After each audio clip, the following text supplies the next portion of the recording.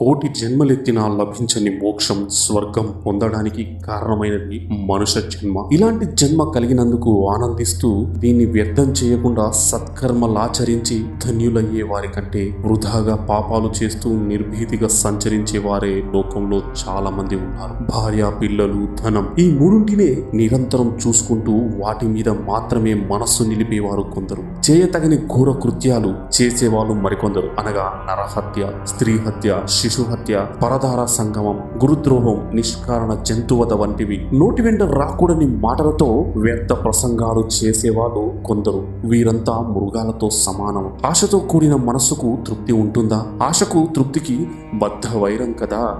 అంతులేని సంపద లభించినా ఇంకా ఏదో అందలేదనే తపన, మరింతగా అందుకోవాలని ఆరాటం. ఆశ నానాటికి వృద్ధి అయ్యే కొద్దీ మనస్సు మలినం అవుతూ ఉంటుంది. మలిన హృదయంలో పాపపు ఆలోచనలు ప్రవేశిస్తాయి. దాంతో మానవత్వం కోల్పోతాడు. మానవత్వం నశించిన మానుష జన్మ అధమాధమం.